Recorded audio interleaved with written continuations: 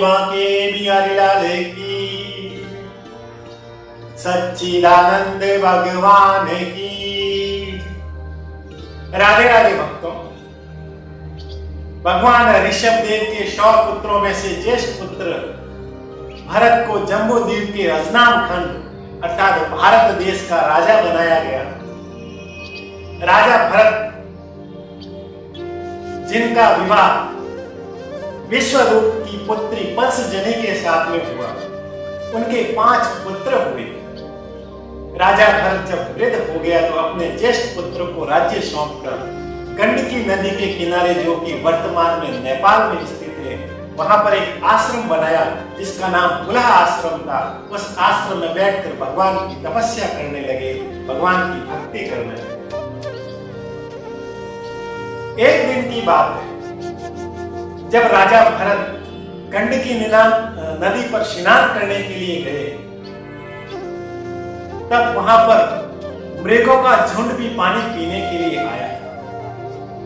उस मृगों के झुंड के अंदर एक गर्भवती मादा मृग भी थी। जब शेर की गर्जना सुनी तो उस गर्जना के भय के कारण अपने प्राण बचाने के लिए जितने भी हिरण थे, जितने भी मृग थे, वो अपना जान बचाने के लिए नदी के दूसरे किनारे की ओर दौड़े। तो वो मादा गर्भवती मृग भी अपनी प्राणों की रक्षा के लिए नदी के दूसरे किनारे की ओर जैसे ही नदी के अंदर छलांग लगाई तो बीच नदी के अंदर ही उनको प्रसव हो गया। उस प्रसव के कारण हिरण के बच्चे को जन्म दिया, लेकिन उस प्रसव की पीड़ा के कारण वो जो मादा हिरण थी वह मर गई, उसकी मृत्यु हो गई।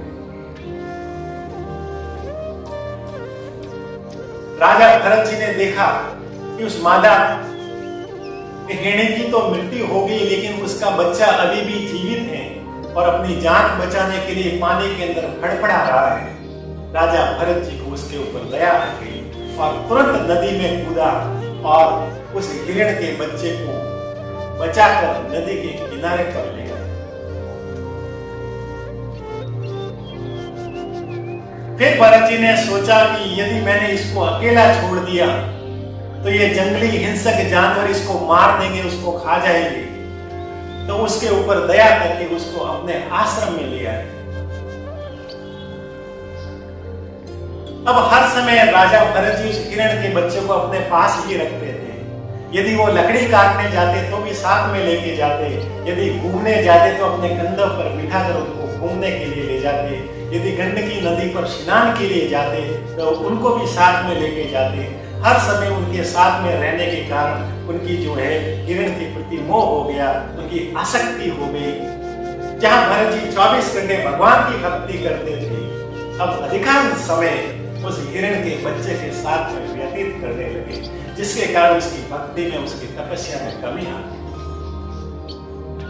एक दिन की बात है, राजा भरत जी आश्रम के अंदर भगवान का पूजा पाठ कर रहे थे और हिरण का बच्चा आश्रम के बाहर खड़ा था।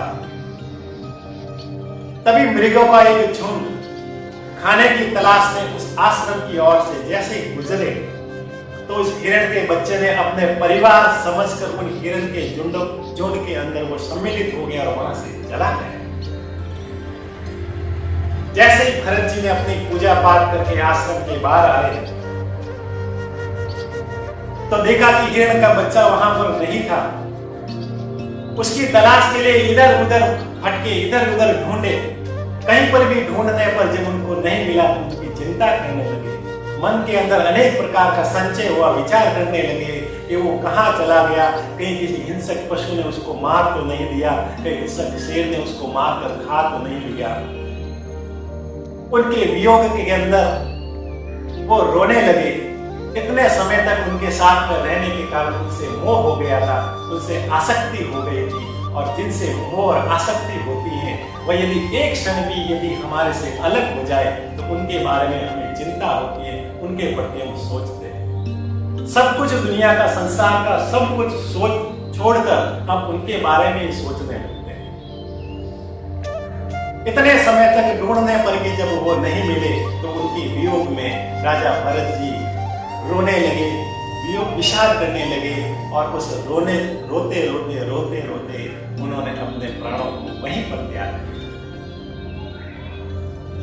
उनके वियोग की चिंता में राजा भरत जी की वही मृत्यु हो गई।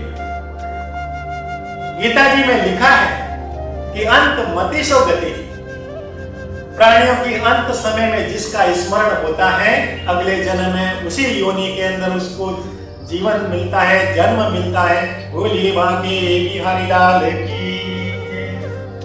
राजा भरत जी ने अपने जीवन के अंत में हिरण के बच्चे का स्मरण किया, उनको याद करते करते प्राणों को त्याग दिया, तो अगले जन्म में उनको हिरण के बच्चे के रूप में जन्म मिला। इसलिए है भक्तों, यदि आप चाहते हो कि इस जन्म के बाद अगले जन्म में भगवत प्राप्ति हो, तो इस जन्म में संपूर्ण समय, हर समय भगवान का ही नाम लेना चाहिए, भगवान का ही स्मरण करना चाहिए। जब संपूर्ण जीवन हम भगवान का नाम लेंगे, भगवान का ही स्मरण करेंगे, तो अंत में केवल भगवान का ही स्मरण होगा और किसी का नहीं होगा। बोलिए बांके बिहारी लाल की।